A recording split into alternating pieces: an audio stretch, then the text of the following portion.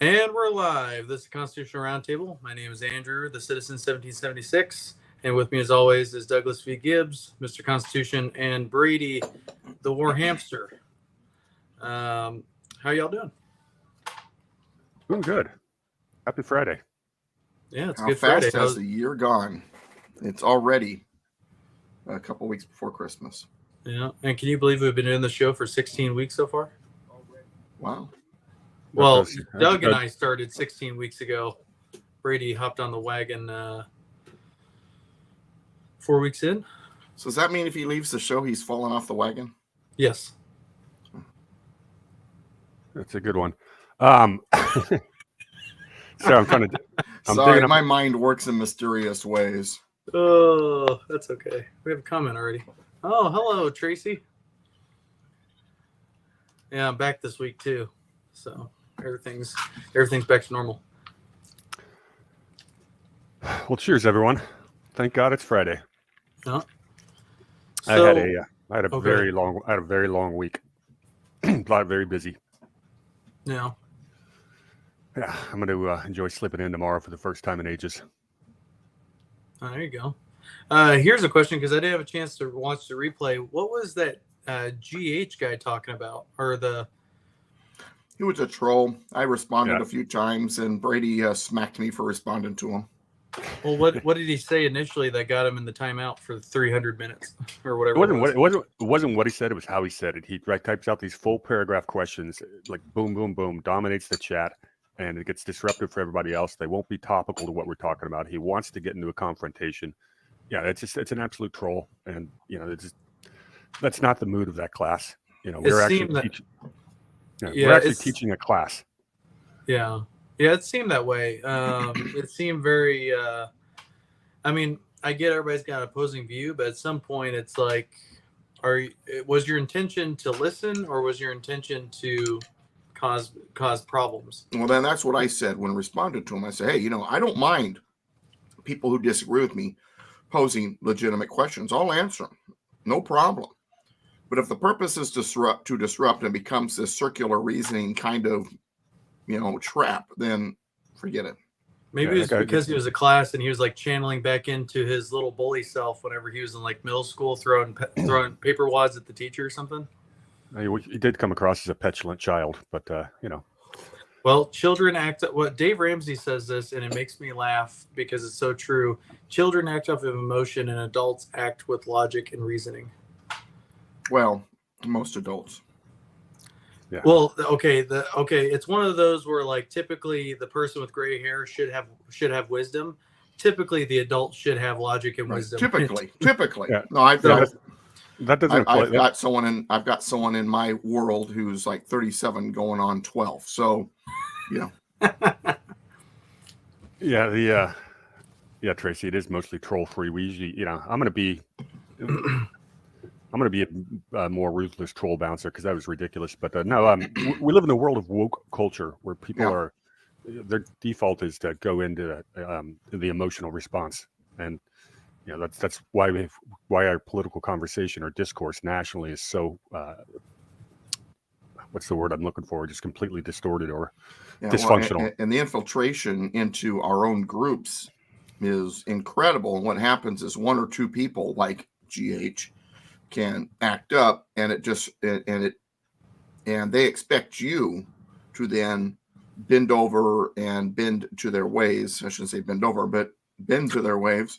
Maybe they want us to bend over too. I don't know. But and I had a situation, and I won't get into it right now. We might go into it in detail later. But I had a situation where I was a speaker at an event yesterday, and one person walked out because of my presentation. Another person decided she had to put a stop to it, and got up verbally, basically told me, walk away from the podium, sir, kind of thing, and I'm not going to get into it just now, but if it comes up later in the conversations, because I want to get into issues first, but if at the end we're like, hey, Doug, tell the story, I'll do it, but not right now. I don't want to open with that. But it shows either we're getting infiltrated or even some of our own people have gone a little nutty because we've been desensitized, convinced of certain things. There's certain issues now that, don't you dare, it's not a winning issue, Doug, just leave it alone. Well, it's still wrong. Well, that kind of brings into my first question then. Speaking of education and teaching and classes and all this stuff, let's talk about the education system and how it could be used to undermine a constitutional republic by creating deception within. Because what better way to destroy a country than from within, right? What better way to do that by polluting the minds of the inexperienced in life? Adolf Hitler said, "Who are you? You will pass away, and your children stand in the new camp."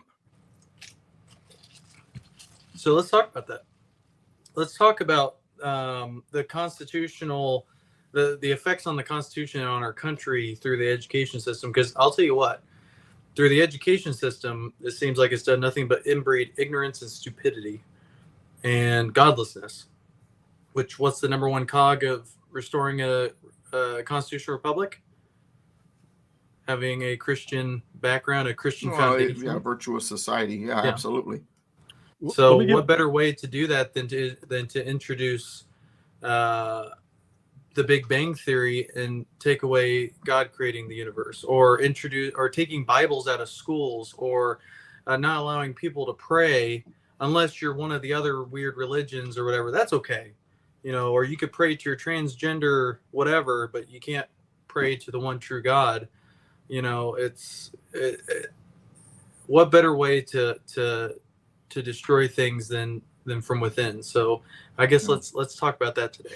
Well, if you don't mind, Brady, one of the ways I like to help people understand what we're dealing with, what we're going through, is the second law of thermodynamics, right?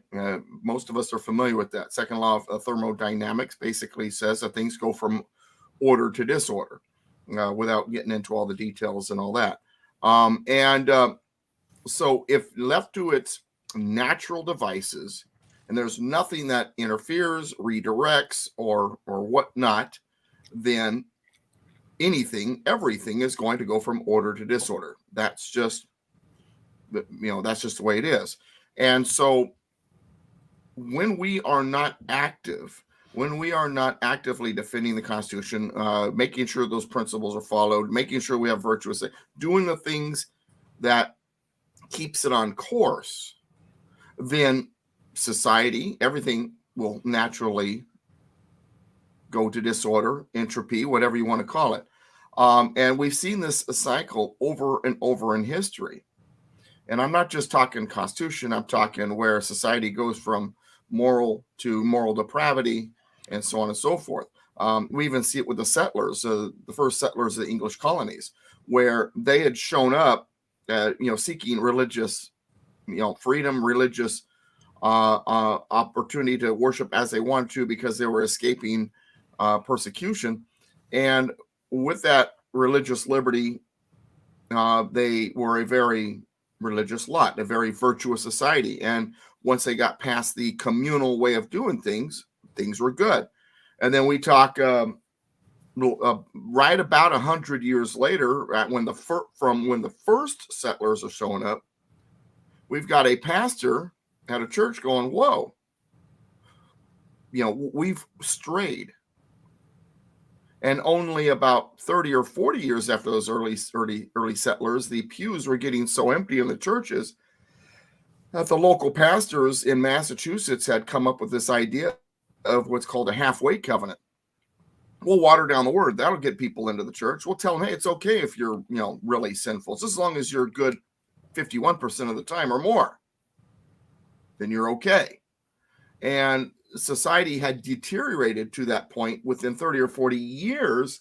And by the 100-year mark, it had gotten so bad that Pastor Jonathan Edwards is like, whoa, we've got to do something about this. He began getting back to, he on purpose forcefully stopped the process by pushing us back in the other direction. He began by just preaching the word. George Whitefield comes here and begins spreading that word across colonies, and there was a revival. But left alone, society just followed that order to disorder, or that, goodness to entropy, left to its natural devices. And so right now we are in that. Because we have not been doing our job to push it back where it belongs. The natural order of things, society breaks down, people, moral depravity sets in, the what's supposed to be in place, what made us successful, apathy and complacency is in place, and we're not doing anything. And slowly we're heading back towards, goes back to the Tytler cycle, we're heading back towards bondage, because we have not been doing the job of forcing the process to stop and go in the other direction and go back towards order. That's kind of my way of looking at it from a more general, really not constitutional sense, but more of a logical kind of, general sense. That's my 15 cents. Your 30 cents is assuming a closed system, and it actually contributes to what I was going to point out, is that it wasn't just a closed system. There were outside influences that made our education system the way it is today. Right. And you have to look back at how the American education system was founded. In the early 1800s, there was something called the Prussian education system. This is Germany, where the children were taught to respect authority. You are going to obey the state. And there's a reason Germans became very good Nazis, 100 years later. Right. This is their education system. Well, Horace Mann was an American who went over to Germany, or to Prussia at the time, and basically loved what they were doing, brought these ideas back. In 1852, he got it implemented in Pennsylvania statewide, and eventually the entire country. So that's how we got this obedience to the state, got indoctrinated into our children at a young age. If I may insert something real quick. So what you're saying is, in addition to my natural order to disorder, there's also some pushing it in that direction on top of that. Exactly. And the second major event was the guy who's also both are considered the father of American education, Thomas Dewey. Guy who gave us the Dewey system. But he look, if you become a school teacher and going through America's colleges, you read and worship Dewey. Right. He spent 5 years in the Soviet Union, came back, and he's the one who put the cultural Marxism into our schools throughout the 30s and 40s, and even up until the 60s. He was still very influential. Yeah, I'm very familiar with that story, and most people aren't. Most people, like you said, they worship Dewey. Oh gosh, if it wasn't for him, we wouldn't have this, and this. Just like they worship Hamilton. If it wasn't for him, we wouldn't have financially survived those first few years. Because people believe the crud that they've been taught. And when it comes to Dewey, what's interesting also, in addition to your part of the story, is prior to him taking over the American education system in 1899, he was president of the American Psychology Association.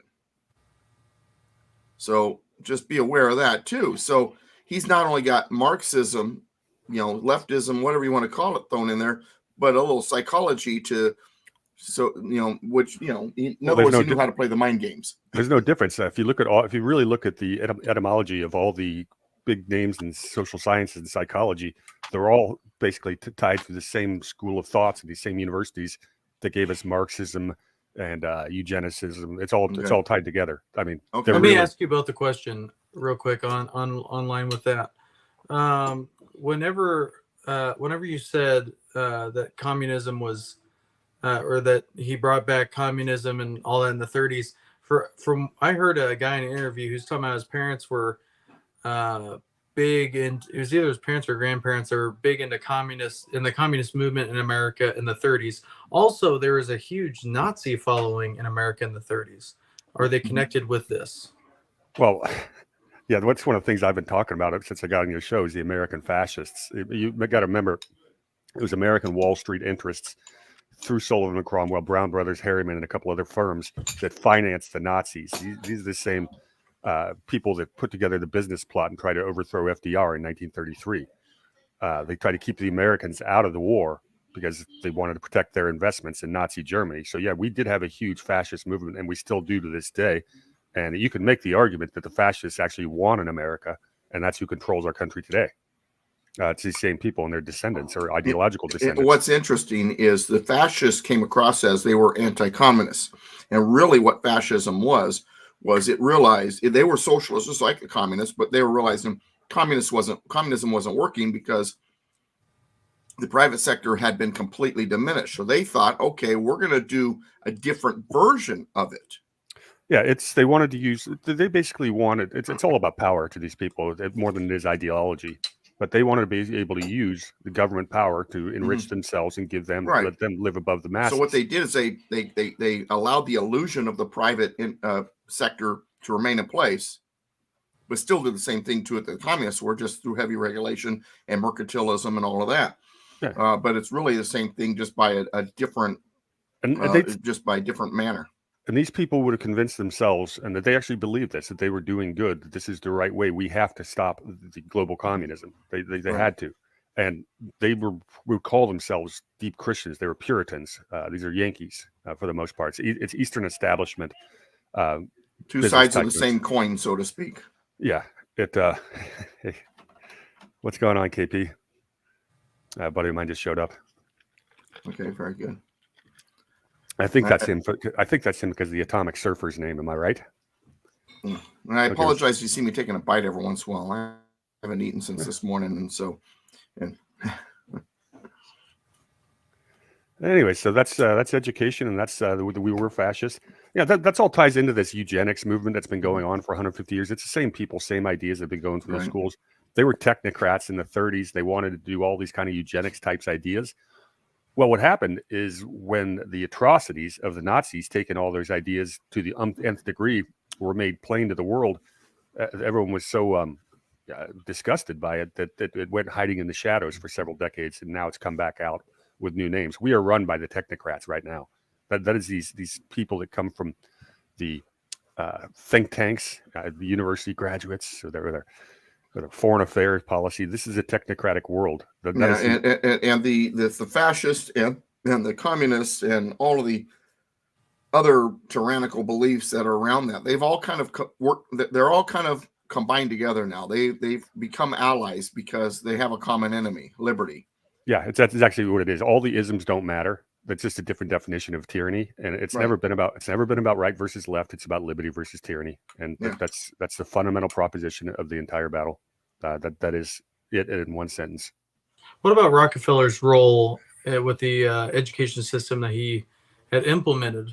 Well, the colleges, yeah. Well, yeah. So Rockefeller, once he becomes the richest man in the world, probably had his trust busted, which didn't happen. Basically, they, instead of having everything hidden in trust, they put all of their assets inside of tax-free family foundations. 2 years later, we get the income tax, but they've got their generational wealth in a tax-free foundation. So what they do is they start getting charitable. So in 1913, same year we got the Federal Reserve, the 16th and 17th Amendment, Rockefeller and Carnegie get together and they found the FDA and the American Cancer Institute, while at the same time charitably taking over all of the medical schools by giving gifts. They donate and they get good publicity. The papers, worship these guys. Oh, they're being so charitable. No, what they're doing, first of all, they got rid of all the naturopathic medicine, and they basically called all these people. They came up with the word quacks and used the newspapers to roundly criticize anybody who didn't do things the big pharmaceutical way. They took over the medical schools, and because they did this, because they had a monopoly on oil, and they wanted to push petroleum-based pharmaceuticals. Right. Now they would then start, and they're just not those two families. There's some people estimate there's about 6,000 major players, different families, different corporations. And they all use their foundations and their, charitable giving to basically fund the universities. Well, when you're the financing source of the university, you control what the criteria is, and that's how you change thought. And it's also, so you have to follow the money. At the same time, these are the same people that are financing the scientific research. So as in the case of global warming, the only scientists that are going to get funding are the ones who agree with their preconceived notion that helps them out with their whatever their world plan is or worldview. So it's basically through tax-free foundations that they control the university system. So about how much do you think that they changed, as far as like how you said they wanted to move their propaganda in? Like, how much do you think that they influenced? Like, what do you think was true, honest science, and what do you think was just a bunch of lies to push whatever to cause chaos, because obviously if you are able to rebelize, I'm creating a new word, rebelize the youth. I mean, you know, young people are so rebellious. They They are were. waiting for that moment. It wasn't rebelizing; it was indoctrination. They wanted to get these people to teach them how they think and give a proper way of thinking. You think about it. So if you look at how in New England you had the class system that came over from England, the Puritans, you know, they would. This is what the woke culture comes from, but it's a they get them to think. Um, they basically get these people to join into groupthink. If you think outside the box, you are an outsider and therefore a threat to the system that they've invested their time and life into. That's how indoctrination works. That's how groupthink and group identitarianism works. You can't think. They want you to be a conformist, and that's what they're trying to do. They're good little soldiers for the cause, and that way they never question because they're benefiting from the system that was created. So when it comes to medicine, it's really interesting because since the Rockefellers did that 109 years ago, there's been a ton of medical breakthroughs, and doctors do a lot of good things. It's just, there's no profit in healing people or killing people, so they keep you alive and they keep you sick. That's the pharmaceutical, monopoly part of it, and it's rather sad. And I think more and more people are moving away back towards naturopathic medicine because of that. We've finally gotten sick of it after the COVID nonsense. But yeah, they are very, very influential, but they're not all powerful. And that's the important thing to remember. They are not all powerful. They have to move incrementally. Yeah, if they were all powerful, we'd be in bigger doo-doo than we are now, for sure. Yeah, I'd be in the gulag already. Yeah. Here's another question. So then, do you think the teachings of like dinosaurs millions of years ago and people millions of years ago and the Big Bang Theory, do you think that was designed to create hopelessness amongst society? Because we're no longer because before that, with creationism, we were special, and we have hope in God, and we are loved, and we are unique. But under the Big Bang Theory, we're insignificant. There's no hope. What do you think about that? Can I go first on this one, Doug? Please do. A couple of thoughts. First of all, Big Bang Theory is entirely plausible of how the universe was created. Who's to say God didn't create the Big Bang to create the universe? So that to me, that's not a contradiction at all between the science and faith. What's interesting is evolution. Darwin was paid by the same actors, in this case, I believe it was the Rothschilds, to create this theory to help with the social disruption. That this is all part of the eugenics movement. Darwin had to. One of the great questions that was going on, really came out of the 15th, 16th century was nature versus nurture. The inherited right to rule versus, having to earn it from the people by that sort of thing. Nature versus nurture is a huge debate philosophically with these people. So if you're going to believe that you are genetically superior to other human beings and therefore it is your right to rule over them, you have to have a theory that justifies that. And that's where evolution comes in. Look, evolution, trans-species evolution may not happen. Inside a species, there's adaptations. But we haven't seen a trans-species evolution. That it hasn't been proven. And there's a lot of holes in Darwin's theory, quite a few of them, including the missing link. But, it's a $1 million question. We could go on for hours on it. I'm going to pause you real quick. I'm going to ask the chat.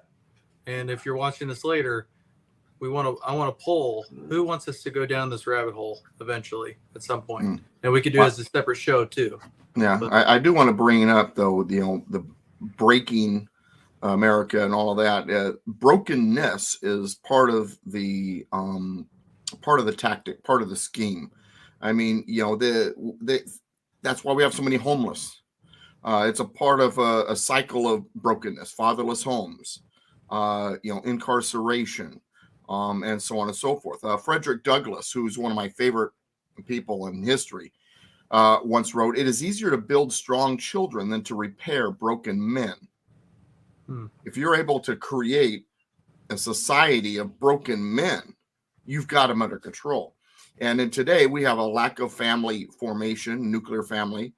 We have that being first and divorce being second, has created this world of broken children. And then once the children are broken, now you convince the boys they're just broken girls. And then you have a significant number of people who succumb to the lifestyle of drugs and alcohol and crime and poverty and mental illness. 85% of the youth in prison come from fatherless homes, and do upwards to 70% of the adult male population in prison. So we've got this, and then we even got the military service. And don't get me wrong, I'm a veteran. I'm very proud of my service. But you also have those who have served and they're struggling with PTSD and drug and alcohol abuse. And that's all contributes to the brokenness that the enemies of liberty want to put in place. And so you have this decline that's happening. And then what does that do? Oh, well, we're going to have our programs, to treat you and to house you and to help you. Then we're going to send out all this money to you. And in order to do that, we have to get that money from somewhere. That's okay. We'll redistribute the wealth, because it's a good cause. And we have, 50% of those who have come out of jail and prison let me rephrase that. 50% of the homeless were once incarcerated in our jails and prison, and the formerly incarcerated are 10 times more likely to, in the general population, to be homeless. So we have a system of ruling class that has been dumping prisoners onto our streets in mass quantities. Brady would tell me this the other day, I think it was you, that we're shutting down I'll take that back. It was my friend Todd.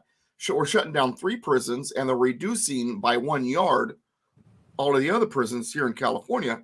For example, the so-called prison realignment, which is amended also 500 criminal statutes to basically eliminate the possibility of state prison time. There are people who have been given sentences of whatever it is to life with no chance of parole, and they're being let out on the streets.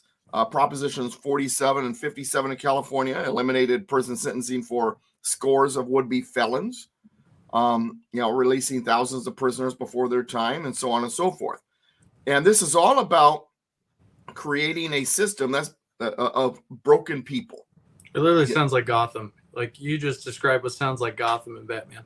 Yeah, and it goes back to, but it all goes back to Frederick Douglass. It's easier to build strong children than to repair broken men. Well, and let me rephrase that, to repair a broken society. That's what they're banking on. That's what they want.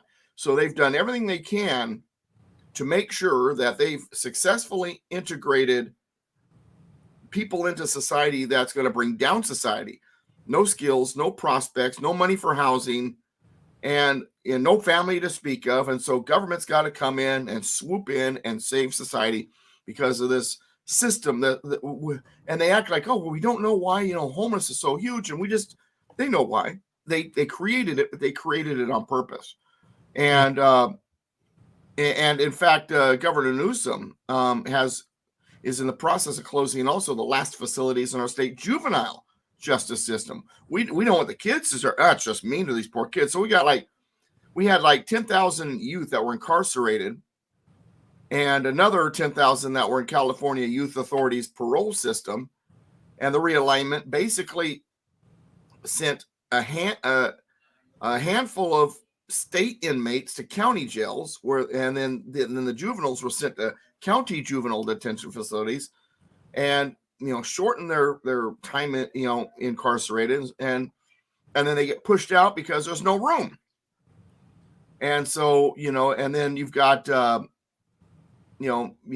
from the closing of all these systems, what happens? They're put out on the street. Well, then what?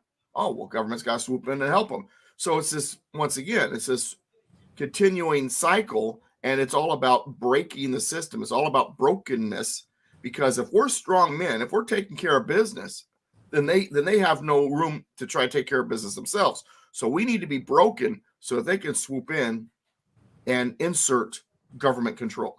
So for the best of reasons, of course, because we got the best of intentions. Here's a question for the both of you then. Well, actually, Brady, what'd you have to say?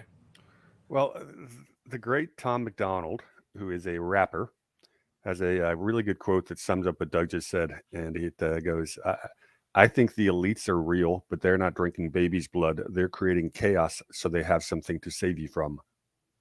So that's it's one of my favorite lines.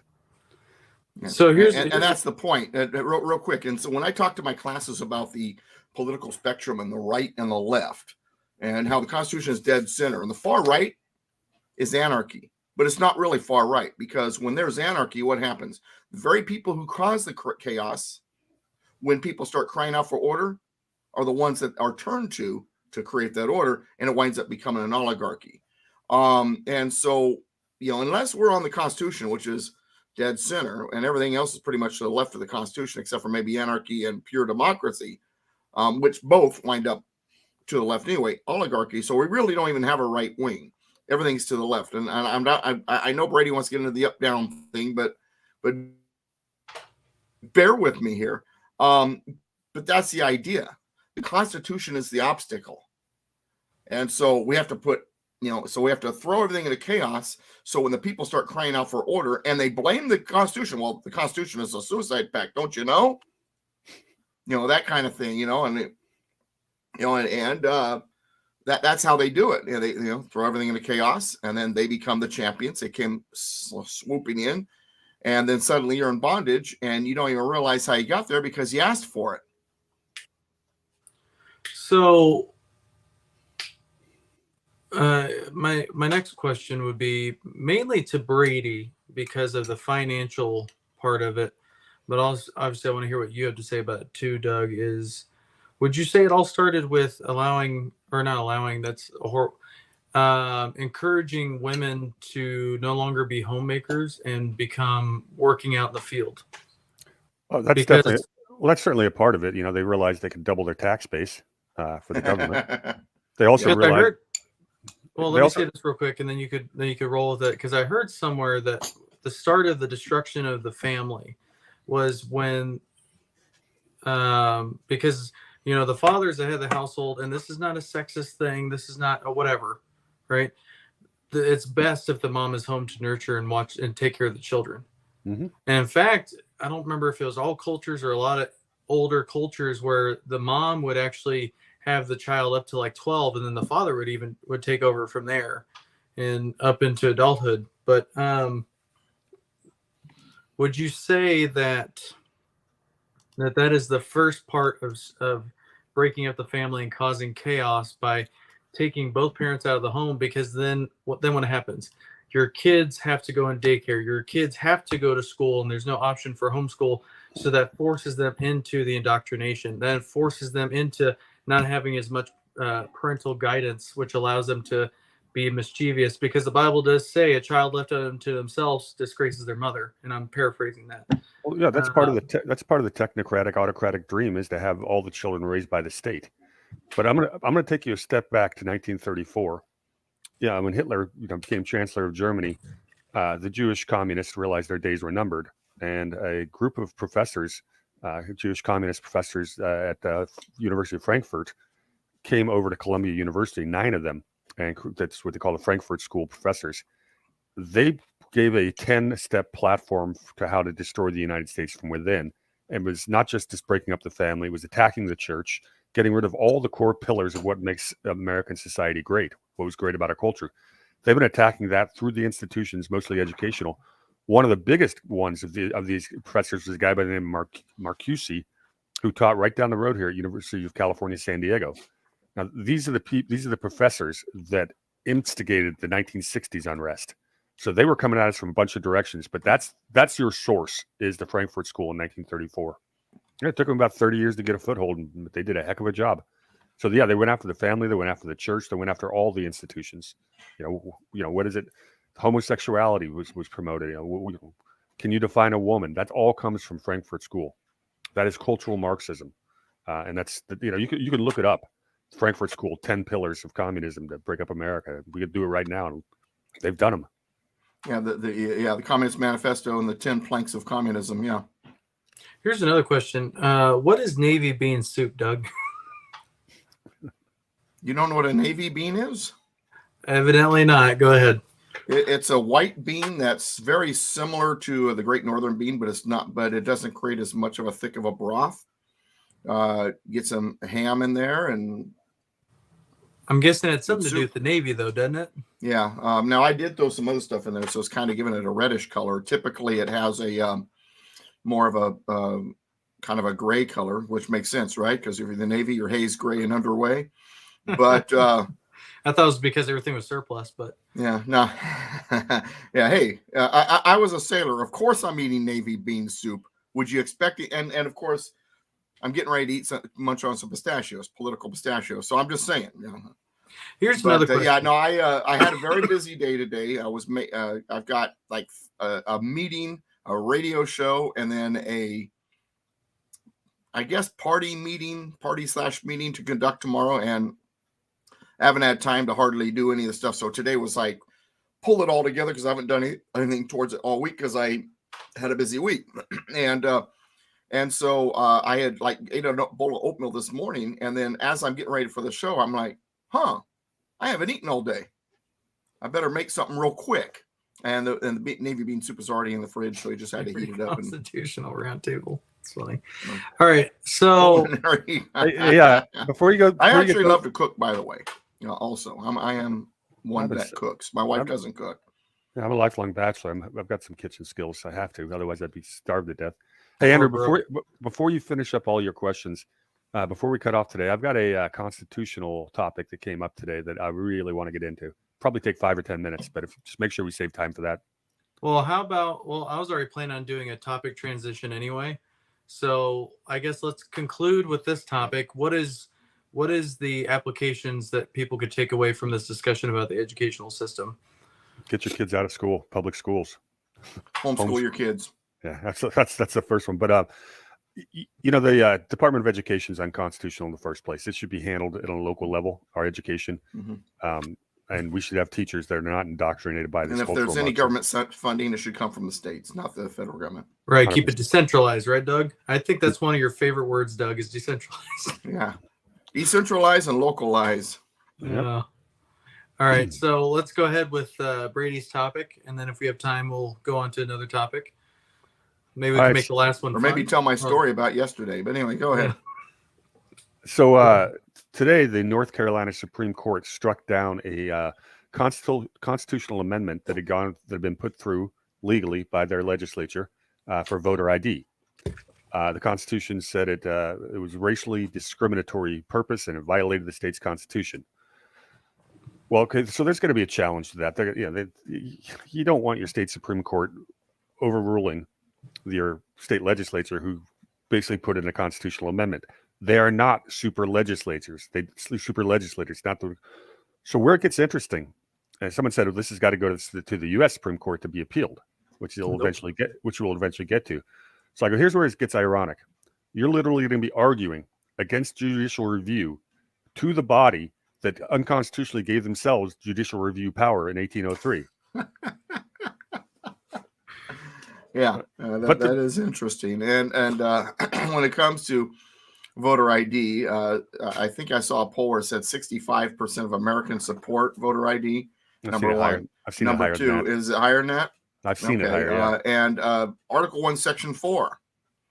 When it comes to the elections regarding senators and House representatives, state legislatures shall, they're involved. They are in charge of the manners and procedures. All local elections, they're in charge of the manners and procedures. Courts are not supposed to get involved. And say, well, Doug, isn't there supposed to be a check? Yeah, the two houses against each other. They're supposed to be dissimilar houses. And when we were a republic, they were. So the very basis of our system screwed up. So, of course, this is fouled up. And then people say, well, gosh, Doug, if you give it just to the state legislatures and we got this problem because there's no check, we wouldn't have the problem if we went back to being a republic. So it's more than just striking down unconstitutional things and allowing constitutional things. It's getting back to the recipe. And you can't sit here and just start adding peppers when you've got, parsley in the recipe. Look, the question comes up, both on a national and state level, who gets to decide constitutionality of laws? Mm-hmm. Now, when it comes to the United States, judicial review, giving the Supreme Court that power, was argued on the floor in Philadelphia in 1787, and it was shot down resoundingly. Yep. That's what. And Doug, do you see judicial review anywhere in Article 3? No, Not at all. Although people will argue with me it's there. Then usually I pull out my Constitution, show me. Yeah, they can't. It's not there. I've read it many times. So to change the Constitution, we have a process. What's that called? An amendment process. Did that happen in 1803? No, it did not. Therefore, judicial review is unconstitutional. Well, if the Supreme Court, Doug, does not have the power to declare a law constitutional or unconstitutional, who does? Well, I reference you to the 10th Amendment. If it's not listed in the Constitution, that power is granted to the states or we the people. This should have been handled. All constitutional questions about constitutionality of congressional laws should have been handled in a Article 5 convention or some other kind of. So or Republic review or something like that. Yeah. Exactly. Yeah, that's a really sad thing I've noticed, especially in the gun industry. Everybody's like, well, it's going to go to the U.S. Supreme Court, and we know that it's going to get handled there. We've been conditioned to believe that. We've been conditioned. Oh, the Supreme Court will save us. Uh-huh. Everyone goes, it's like I had Dr. Larry Arnn on my radio program years ago when I was on a different station. It was actually a liberal station. I was the only conservative host. It was hilarious. And Dr. Larry on KCAA AM 1050, I think it was, out of Riverside or San Bernardino, actually. And so Dr. Larry Arnn's on, and we're arguing over judicial review. And here's what I said to him, and this is what I want people to ponder. So I asked him, I said, so the Constitution is designed to limit the federal government, right? He says, yes, limited government. Limit the powers, yes. It's okay. So when a case goes to the Supreme Court, and let's say it's regarding a federal law, and it goes to the Supreme Court to find out if it's constitutional or not, when the courts decide if a case with a law is constitutional or not, are they deciding whether or not the authority in that law belongs to the federal government? And he said, yes. Okay, fine. Federal United States Supreme Court, the federal inferior courts are part of the federal government. So what's happening here, correct me if I'm wrong, what's happening here is then the federal government through the courts is deciding for itself what its own authorities are. How's that limited government? When I said that, the great and Dr. Larry Arnn, for those who don't know who he is, he's the dean president of Hillsdale College. And I do love the man. But I've got a copy of this interchange. I got to pull it up someday for everybody. But what followed was a moment of dead air. He did not know how to respond to that. I caused dead air in I've done that on a few radio programs I've been on, but he didn't know how to respond. And that was a thing of beauty, because what it meant is he understood the argument. He understood that judicial review, whether he thinks it's constitutional or not, does not run in line with the idea of limited government. It's opposed to that idea. Yeah, because it's saying that the federal government has a final say when it's not even one of their authorities anyway.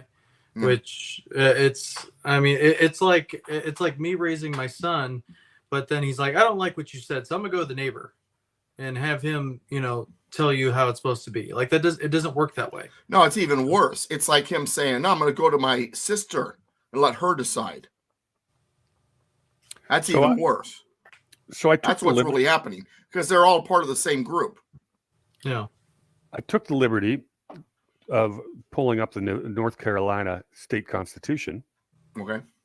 And there's no mention in Article 4, which is the judicial section, of any power to do judicial review. And if you go into their section on amendments, amending the Constitution. Give me 1 second. I had it up here a second ago. There are only two ways to amend the Constitution: by a convention of the people, or by revision or amendment by legislative initiation. And I'm going to read that second one to you. It says, a proposal of a new or revised Constitution or an amendment or amendments to this Constitution may be initiated by the General Assembly, but only if 3/5 of all the members of each House shall adopt an act submitting the proposal to the qualified voters of the state for their ratification or rejection. That happened. The proposal shall be submitted at the time and the manner prescribed by the General Assembly. That happened. if a majority of the votes cast thereon are in favor of the proposed new or revised Constitution or constitutional amendment or amendments, or if they shall become effective January 1st next after ratification by the voters, unless a different effective date is prescribed in the act. Nowhere in there does it say unless the Supreme Court disagrees. So the power is not granted to them. It is not enumerated to review. So you have a federal constitution and a state constitution problem with what is happening. Elaborate. Well, it comes down to authorities granted, enumeration doctrine, and especially when it comes to the Constitution of the United States. But when it comes to this case, the problem is the courts are saying, oh, well, there's got to be a check against the state legislature. Who's given the check? There's no listing of that check being given by anybody.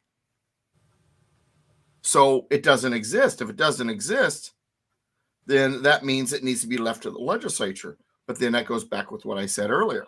Well, gosh, Doug, can we allow a legislature to run around unchecked? It's not unchecked. There's two checks. Number one, when it was a republic, dissimilar houses. And number two, the check was those who put into office, those who are in office in those legislatures, who hold those seats.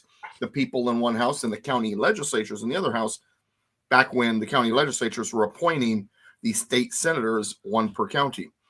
That would be the check. So once again, it gets back to my salsa recipe thing. The recipe's screwed up. No wonder we're confused. No wonder we're not sure what to do, because the whole foundation is screwed up. So here's where it gets really more interesting. Last week we talked a bit about Moore versus Harper. Andrew, you remember what state that took place in? I'm sorry, I was looking at my phone for a minute. What did you say? Last week we talked about Moore versus Harper, the case in front of the Supreme Court last week. Oh, don't lie. You were playing Angry Birds. No, I'm kidding. Wait, was this last week whenever I was gone? Well, God, I don't know if you. Well, we've talked about it a few times. So refresh my memory. I don't even know I did this morning.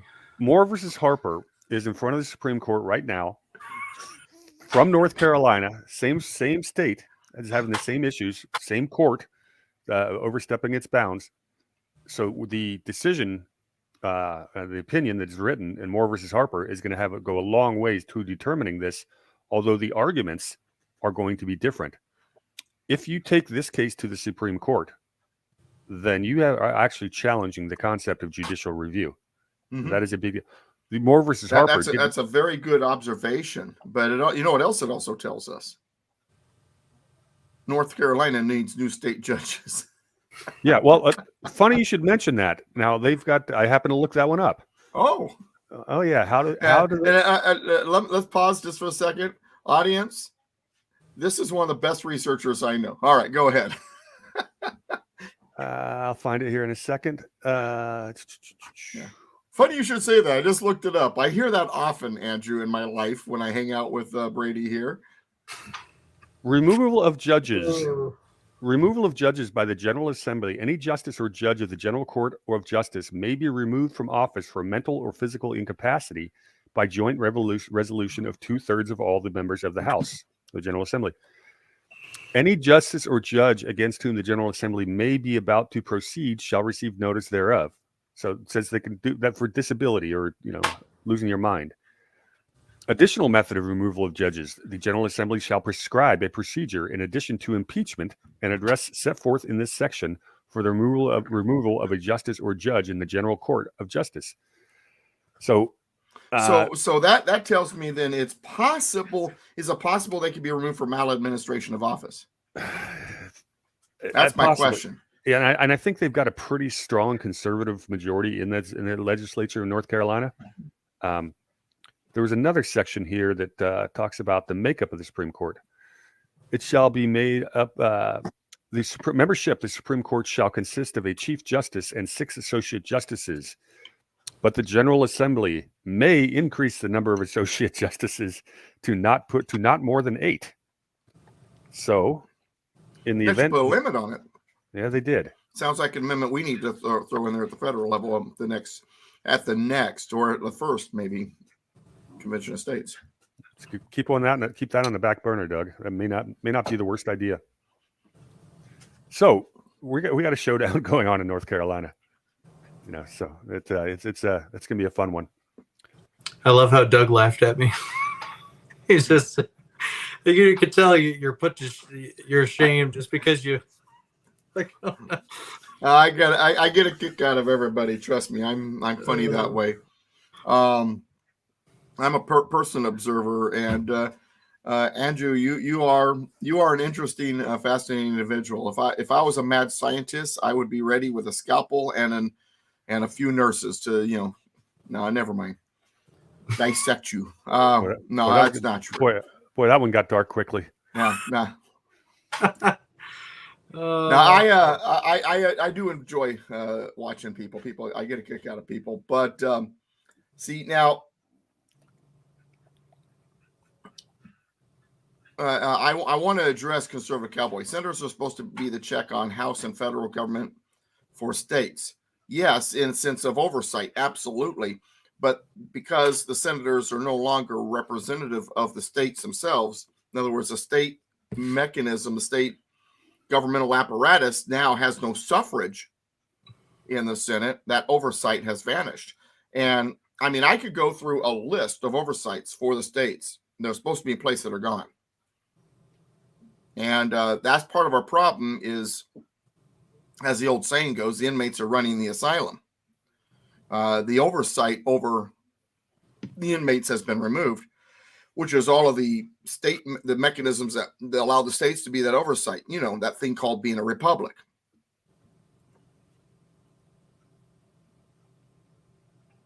So that's my 50 cents. All right.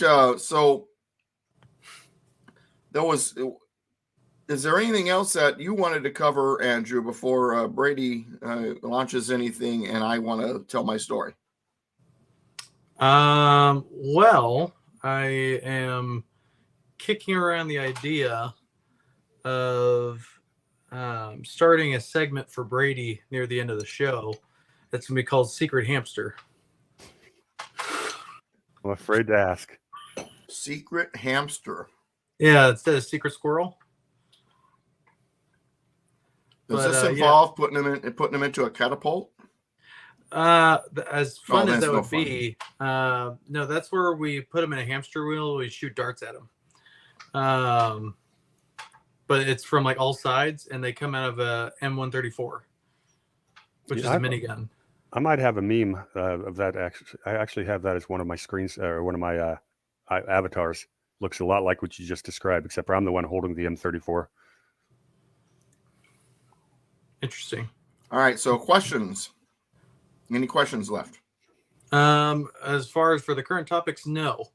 But right. I just want to get everybody's input in the chat on if they would like a segment about that where Brady could go. Secret hamster. Secret hamster. Where he could go in any kind of topic. Because let's be honest, most of the show is Doug. I mean, I don't know. Lately, he's been doing most of the talking the last few episodes, so I don't know about that. It all depends on the topic. Yeah, we call this an Ask Me Anything. Yeah. Now that said, I did get some say in tonight. I will admit. Well, okay, if it's going to have all kinds of stuff to do with secrets, deception, black sites, black projects, all the things that Brady conspiracy theorists love, but are not willing to admit that there's only certain facts regarding. Right, but so the difference is that what this one is going to be about is actual factual documented things instead of like outlandish theories that you can't really prove. No. Speaking my language, I'm game. Secret hamster, what was a conspiracy factualist? Yeah, or conspiracy factualism, or as I like to say, this shit actually happened.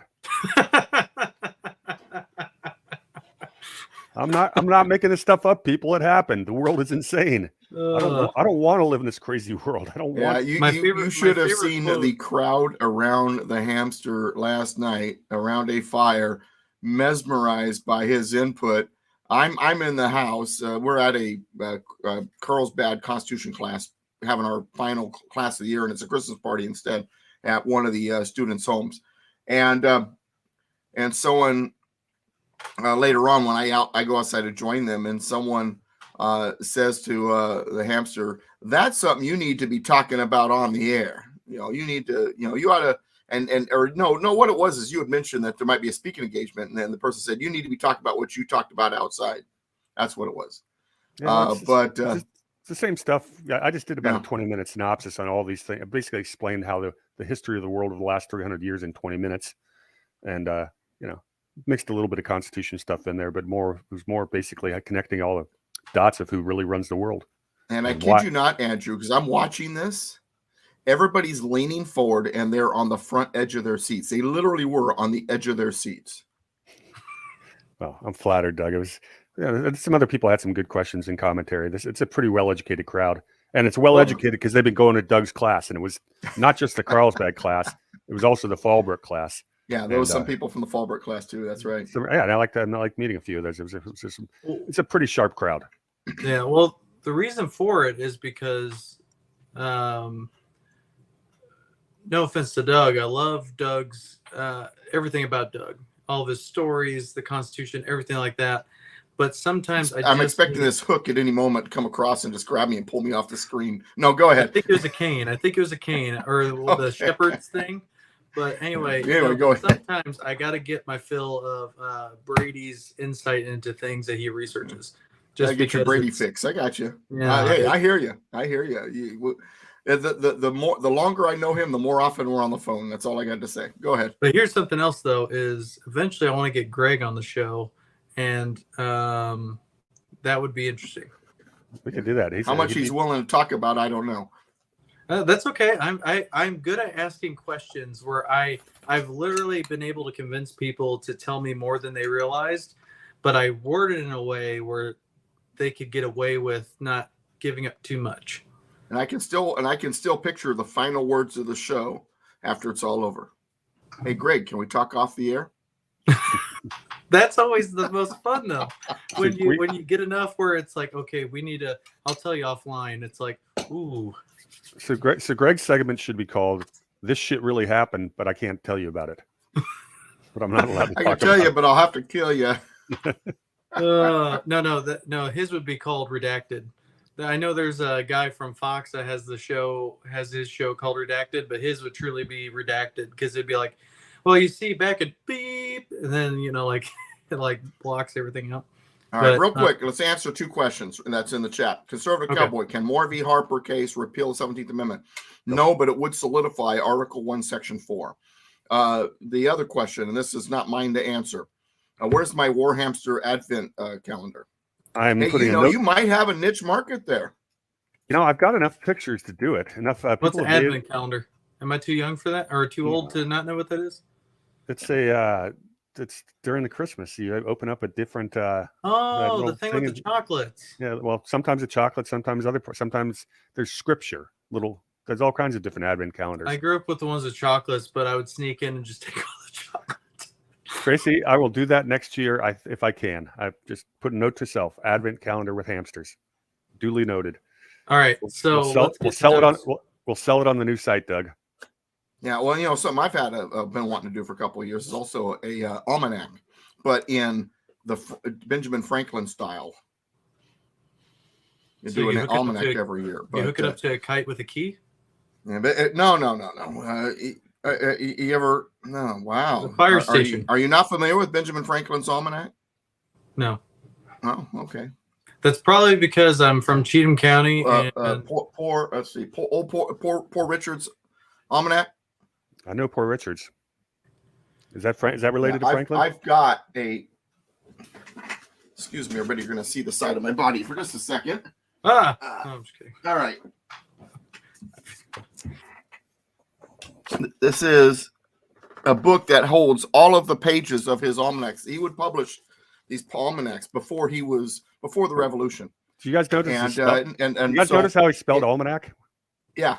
Oh yeah, isn't that great? Yeah, that's how I'm going to spell it in my almanac. Matter of fact, with a K. Interesting. Is it not normally spelled that way? No, it's usually no K at the end. Ends with a C. So all these witty sayings that we know came from Franklin.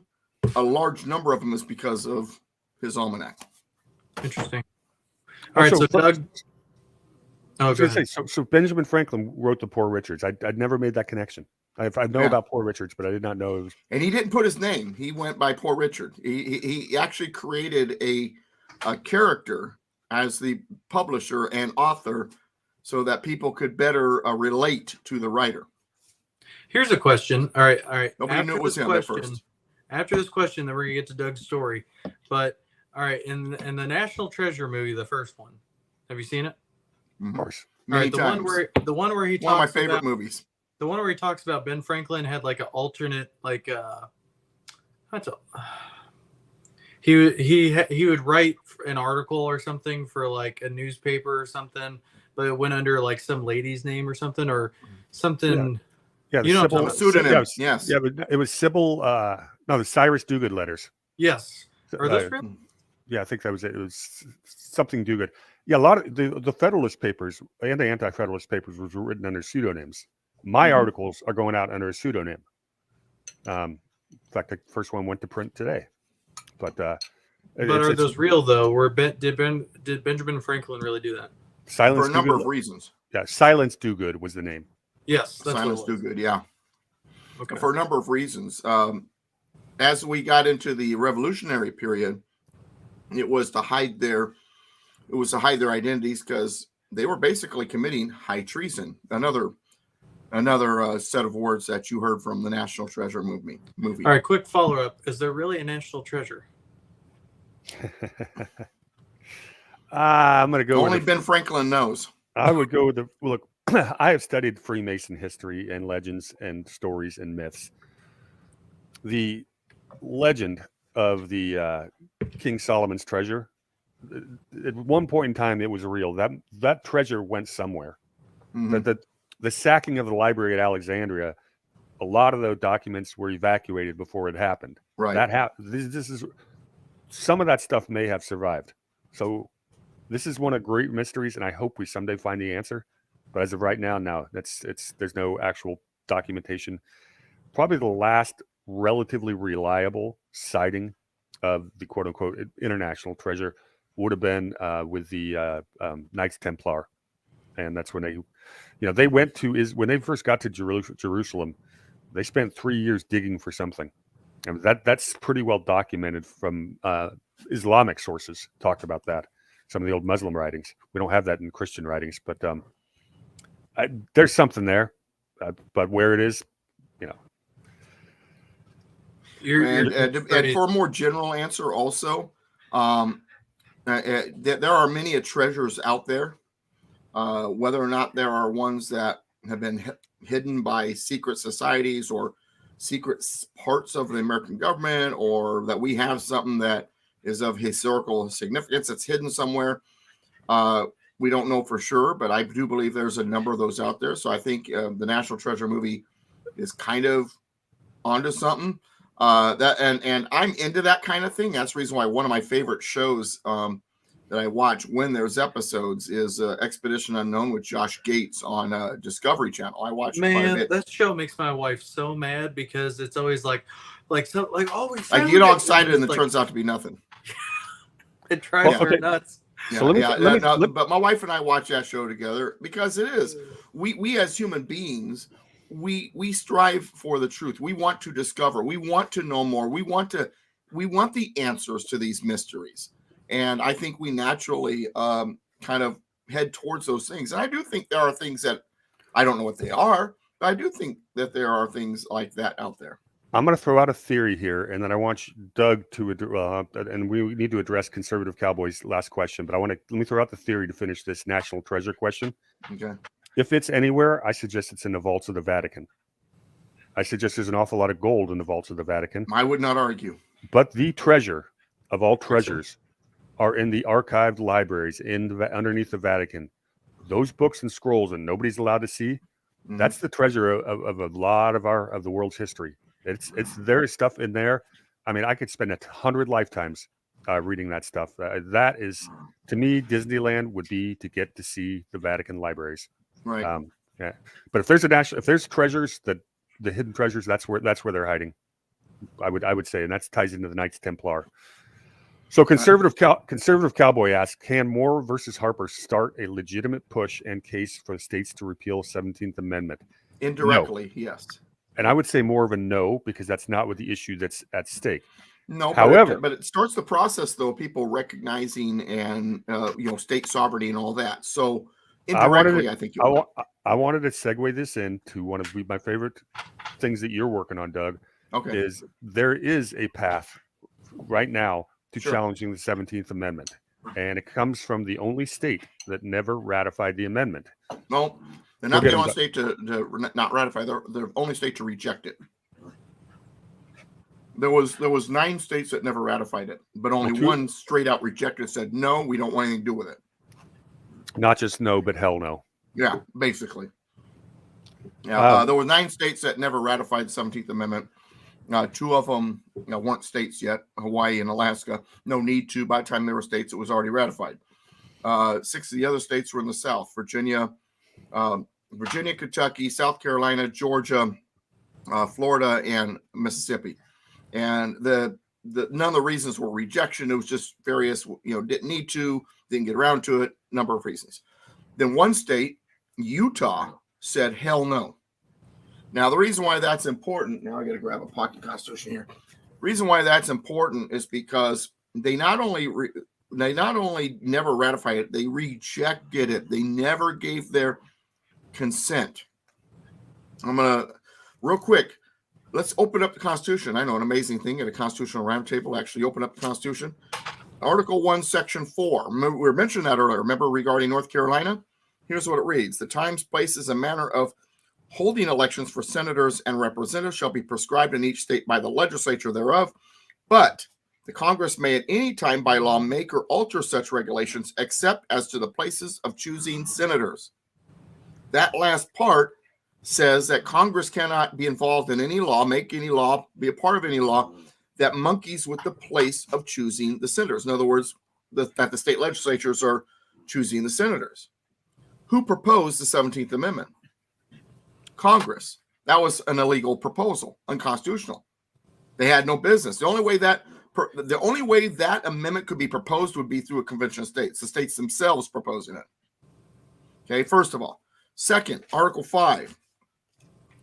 In Article 5, that is a section of the Constitution that goes over the amendment process. And at the end of that, it explains what amendments are not allowed. And so it says, provided that no amendment which shall may be made prior to the year 1808 shall in any manner affect the first or fourth clauses of the 9th section of the first article. That was disallowing direct taxation, 4th article. And the first article was the Atlantic slave trade. There could be no amendments that would stop those things prior to 1808. And then it said, and that no state without its consent shall be deprived of its equal suffrage in the Senate. Now, Utah said, hell no. They were deprived of their equal suffrage, in the Senate when they were forced into it after saying no to the 17th Amendment. Someone says, and I've had then someone who disagrees with me fundamentally about the Constitution, because they are, for lack of a better way of saying it, a lawyer. And they say, well, no, Doug, they still have their suffrage. It just changed from the state legislature to the vote of the people. Okay, let's explore that for a second. It says, no state without its consent shall be deprived of its equal suffrage. But what do they mean when they put state in here? Well, let's run over the 10th Amendment real quick. Maybe that'll give us an answer. 10th Amendment, the powers not delegated to the United States by the Constitution, nor prohibited by it to the states, are reserved to the states respectively or to the people. So when my friend said, well, gosh, it just got transferred from the state to the people. No. When they say state, they mean state. They don't mean people. 10th Amendment shows you that when they say state, they don't mean people. It says state or to the people. Want a second opinion? No problem. Article 3. Article 3, Section 2, final part of, will you quit it, doggies? Jeez Louise. Oh, I thought you were getting so intense with it that all of a sudden the Constitution. Yeah, no, it's the doggies fighting under my green screen. Yeah, they're wrestling around. What Doug was just saying is that states are legal entities with their own rights. The people are legal entities with their own rights. There is a difference between the two. Right. The Constitution makes that, delineates the two. Yeah. So at that very final part, first paragraph, Article 3, Section 2, it says, and between a state or the citizens thereof. Once again, it delineates between states and the citizens or the people. So now, keyword being or. Yeah, keyword being or. So now when we get back to that part in Article 5, no state without its consent shall be deprived of its equal suffrage in the Senate, suffrage being representation. So Utah, without its consent, and actually all 9 of those states that never ratified this amendment, actually never gave their consent. But Utah is the key. Now, why is that important? Well, gosh, I have gotten in touch with a member of the state legislature in Utah who likes what I have to say. Oh, is that Chris? Or we got a spam in your chat room. Oh, see if I know how to delete that. Block. Is that right? Hey, block. Yeah. Okay. Cool. Hey, that must mean that we're big time now. Yeah. Well, yeah. When we start getting spam, that means people are noticing. But anyway, so what you got is a member of the state legislature in Utah who I'm talking to says, hey, here's what we'll do. First, we'll put a file, that's like proposing a bill, but it's a file saying that what we plan to do is defy the 17th Amendment.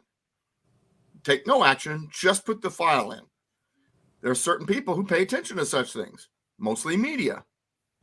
Let's get a reaction. Let's get a response. Let's get the word out there, people, that's a consideration.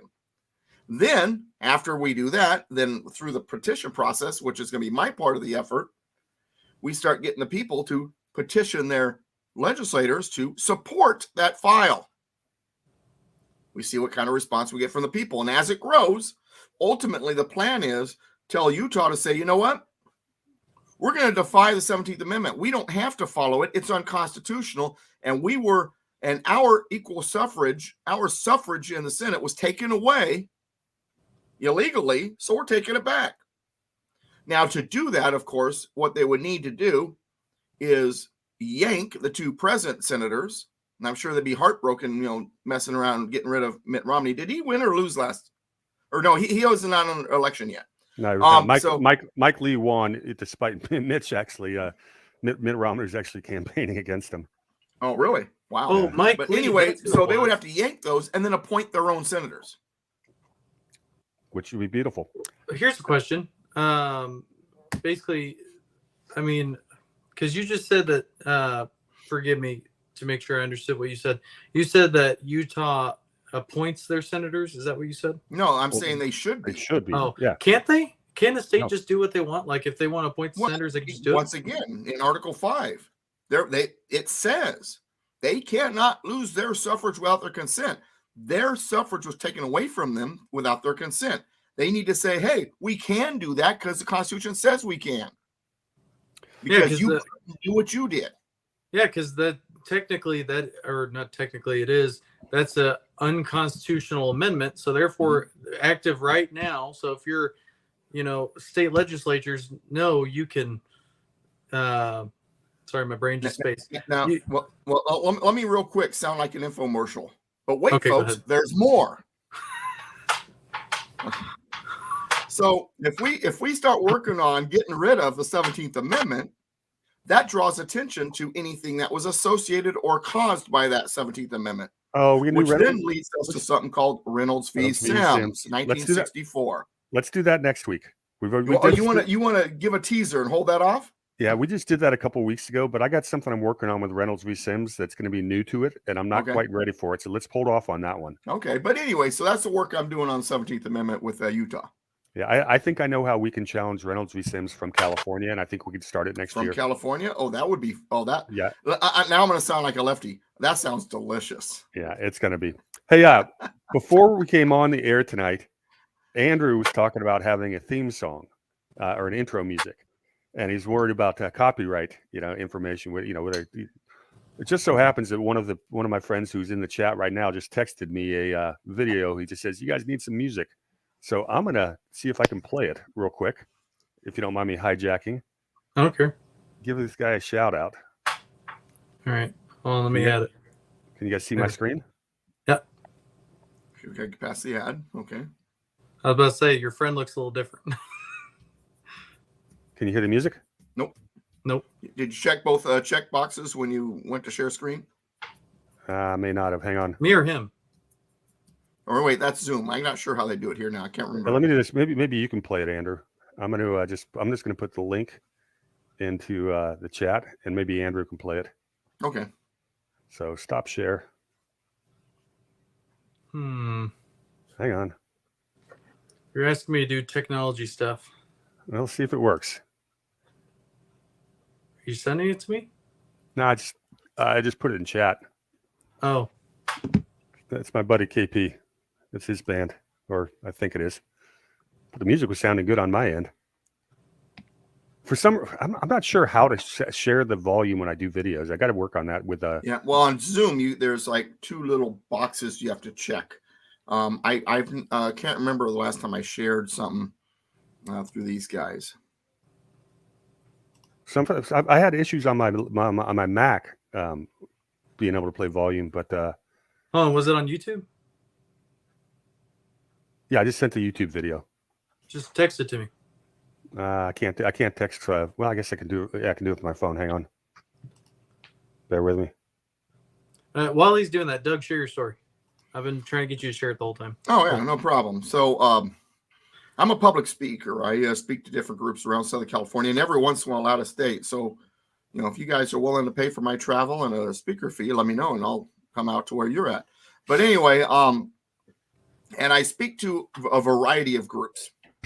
Republican clubs, Republican women's clubs, Tea Party groups, California Republican Assembly. Sometimes I speak to those groups. I used to speak a lot until they were shot down to particular groups that are now in trouble because of a certain day that happened in 2001 at the Capitol. I used to talk to those groups a lot too. But anyway, and I also speak to American Revolution clubs, the Daughters and the Sons, and Rotaries. And I've even spoken to the NAACP a couple times. One time I was on a panel. Sometime I'll tell that story. It was fun. But anyway, so this particular group is a women's group that's associated with the American Revolution.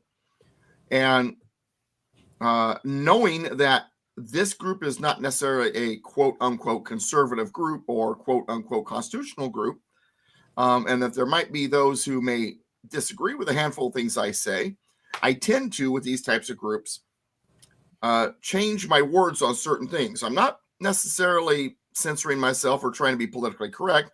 I'm just making sure I say the same thing, but with different words so that heads don't explode on the left end of the room. So instead of saying something like Democrats, I say certain groups. Instead of saying God, I say the Creator. Instead of saying Christianity, I say religion or religious freedom or something like that. Just to kind of, once again, I'm not trying to censor my message, but at the same time, I want to be able to say my message. And if I've got heads exploding early on, then I don't get through it. So, and I decided on this particular one, and I usually do this with these various groups, is rather than get into a constitutional discussion and, this is constitution and this isn't, this is where the government's screwing up and all that kind of stuff. I like to do history lessons. So I start talking about the Pilgrims in Jamestown and the gradual development of our system through history. And, I said things such as the Creator is a foundational piece of our system. It is a part of the foundation of our system. I've talked about how Jamestown and the Pilgrims first messed with communalism. Another word for socialism, communism, collectivism, communalism, and I describe it in my speech. They put everything in a central pile. They took what they needed, and people died. People starved to death. It wasn't until they went to a free market that things really started to get better and prosper. And so the foundation of our system early on with the early settlers was the Creator, free market, and having a gun. Those are like the three of the primary foundations that helped in the development of our society over time. And the founding fathers understood that. And then I got into how the guys in the American Revolution, since it's a revolutionary group here that I'm talking to, they put on the line their lives, their fortunes, their sacred honor, not just for themselves, but for you. And we know this because in the preamble, where it says, secure the blessings of liberty to ourselves and our posterity, ourselves is lowercase, posterity is capitalized. They capitalized for emphasis rather than italicize. And so that's their way of saying we really did this more so for you. And after I did my speech, and about 3/4 away in my speech, in the back, at one of the back tables, this one woman gets up and walks out. Then after my speech, a woman throws her hand up, and I turn to the lady that's closest to me who's running the meeting and says, is it okay if I do a Q&A? She says 5 minutes. So I said, all right, woman in the back. And she asked her questions about the Carolinas. It's not something I'm familiar with. So I told her that, but then I went into a little bit of an explanation about Morvey Harper just to kind of give them something else to hear regarding the Carolinas. Then the second person's hand went up and she says, I need to clarify. Did you say we're a Christian nation? I said, no, ma'am, I didn't say that. I said that the creator, God, is the foundation or a part of the foundation of our system. I got about time I got those words out. This woman in the back jumps up and she says, that's it. I'm going to try to keep my voice down here because I usually emulate her tone and level of volume. And that's it. We need to put a stop to this. This is too much politics, too much religion. It's against our bylaws. So you need to, you're done. Step away from the podium. Now, at first, I was kind of dumbfounded. I wasn't sure how to respond because this is a group of people who are proud of the fact that they have an ancestor that served in the American Revolution. And their whole, I can't remember the name of it, but their foundational, set of their mantra, their motto is, God, country, patriotism kind of thing. And so I'm like, they have 2 Bible verses in their opening ceremony. They recite the preamble. They also have a chaplain that opens in prayer. But yet this woman's upset. I'm not promoting religion. I'm not proselytizing. I am simply telling them history. And guess what? God's a part of it. And I think I used the word God maybe twice. It was usually creator. And I never used the word Christianity. It was religion. But nonetheless, this woman's got a hair up her beanie. And so I'm like, and I basically said, I'm not going to, I wanted to get into it with her. I wanted to pull a Ben Shapiro so bad, but I'm like, no, I'm a guest here. This is their group. So I'm like, I'm going to, I actually did go into with her a little bit that, when we say Christian country, that doesn't mean this is a theocracy. We're not a Christian country like a Muslim country is a Muslim country. But God is at the foundation, and that way people from all faiths can be here. But I'm going to stay. I'm going to sit down, but I'm going to stay here till after you guys' meeting is over. So if anybody wants to talk to me, including you, ma'am, I'll be here for you. But behind behind the table, at the table, out in the parking lot, whatever. I'm not going anywhere. Anybody got any questions? I will be here. And I sat down. The room was completely quiet until I sat down. Then about 3/4 of the room applauded me. Woman next to me slips me a note. One, that the woman in the back had left because of the quote unquote religious undertones of my speech, and she was offended. And the other one was that everybody knew that the individual who had barked at me was not a friendly individual. I won't use the word she wrote, but I have a feeling you probably can figure it out. It begins with B and rhymes with itch. But anyway, and so I sat down, and then after everything was over, I'm at my table, and about half a dozen or so women came up and talked to me, and they're like, "Hey, loved your speech, we appreciate it," and so on and so forth. And one woman even asked me if I would speak to a local Republican, not Republican group, just a women's group. It's a nonpartisan women's group. And I'm like, yeah, sure, no problem. Sold a couple books, although I wasn't technically supposed to sell them, so it was give me a gift, and I'll let you have a book for the gift. That way I wasn't selling something, because that was against their bylaws too, selling stuff. And as the woman was, as I'm talking to these people, the woman who had barked at me was in the back of the room talking to somebody, and she kind of started working her way, talking to other people closer to me. And when I believe she was within listening distance, and I was talking to a woman. I decided to elevate my voice enough where I knew she could hear me. And so I said, you know, we don't need to be talking less about God. We need to be talking more about God. Talking less about God and having God less than us, that's our problem. That's why we're in trouble. She didn't react. She didn't give me a face. She didn't give me anything that showed me that she heard what I said, but I'm pretty sure she did. I hope I planted a seed or killed a demon within. I don't know. One of the two. But nonetheless, Wow. you are exercised. No, I'm kidding. That brings up a question I asked Doug sometime this week. Is I keep getting invited to be a speaker at a local Rotary Club. A guy who's in charge of booking the speakers knows me, likes what I have to say. Yeah. He goes, but you can't make it political. Right. Rotary's the same way also, where most of the crowd's probably conservative, but there's a handful of those other people. So they have in their bylaws, no politics, no religion.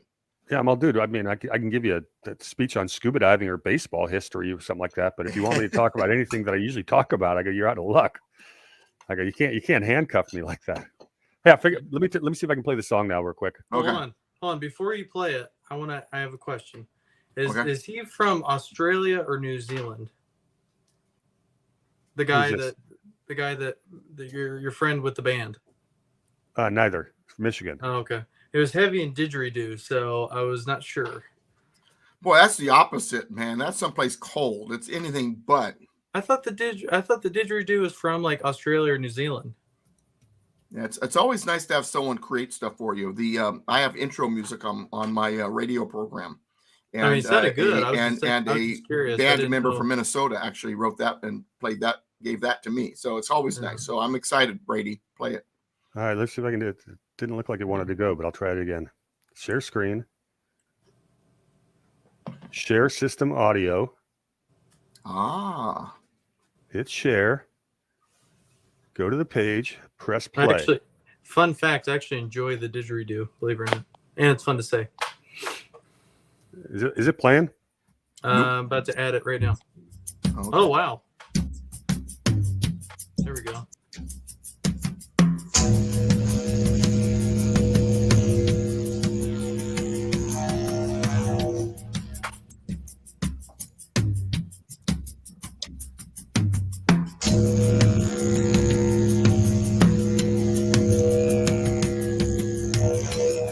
I feel like I'm at a Pink Floyd show. It's been a lot of days, been through a massive haze. They say we wouldn't, but we're here now.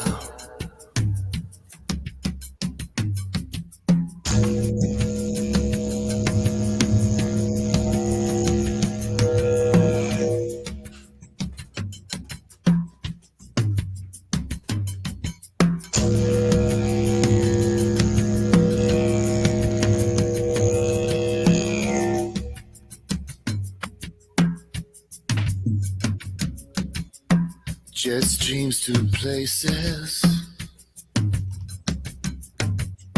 so many faces, eclectic hotel between heaven and hell.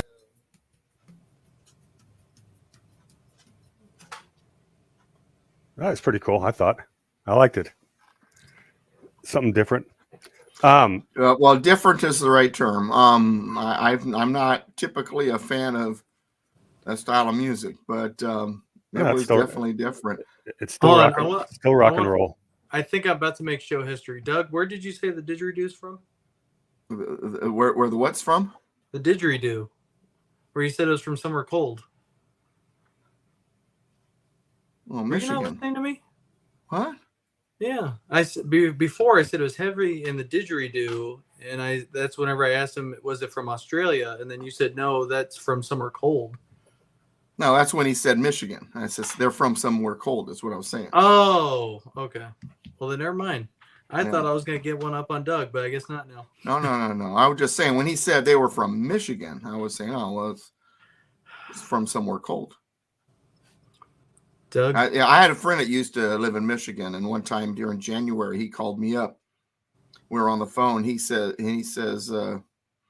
yeah, it's been kind of interesting. I said, oh, yeah, well, what are you up to right now? And he says, hiding in my house because it's snowing outside and it's cold out there. He says, what are you doing? I said, oh, I'm having a barbecue. There's a I'm so confused now. when I first moved to Southern California right before my senior year in high school, it was Christmas Day. We didn't have cell phones or anything like that, but we did have a cordless phone. And I called up all my buddies in Oregon. They were freezing. I guess they got a snowstorm going in. Yeah, I'm calling you poolside, wearing shorts, palm trees all around me. Christmas Day. I was gloating. It was fun. You know, I think happened. I think when I was talking and then Doug talked, I think the ships passed and they never got in contact. Well, that's what happens when you're firing cannons. Cannons. We guys want to hit. Kidding. Constitutional Cowboy wanted us to talk about Reynolds v. Sims. We need to focus next week's show on that, I think. But let's give this class an overview. Just a quick 2-minute version. I'll do like a minute of it, and Doug can fill in a couple blanks. Okay. But also in the Constitution, it says that we are guaranteed a small r Republican form of government. That means we are not a democracy. The word democracy does not exist in the Constitution, does not show up in any of our founding documents. We are not a democracy. We are a republic, and a federal republic, to be precise. In 1964, what that meant was that our states were made up of, most states were made up of, their state legislature were made up of a Senate or Senate type body, generally speaking, appointed one senator per county, and a state legislature, which was by the popular vote. And real quick in the Constitution, the parties mentioned, for those who want to look it up, Article 4, Section 4. Go ahead. Thank you.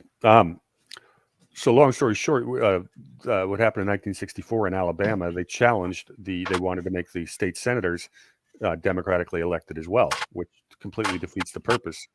Well, this was the Earl Warren Court, and they were extremely, shall we say, messed up in the head when it came to understanding the Constitution, and they ruled to change how all states had to elect their state senators, saying that the way it was currently done was undemocratic, although the word democratic does not appear in the Constitution. It was a terrible ruling.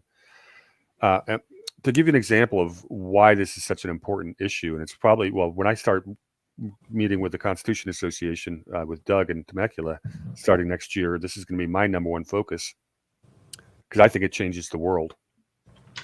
In California, there are 58 counties.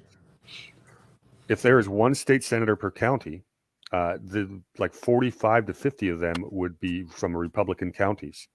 That would completely change California state legislature. We could change election law. Currently, because it's population-based, Los Angeles County has 15 state senators, and there are 5 counties in Northern California that share a single state senator. It's actually 8 counties.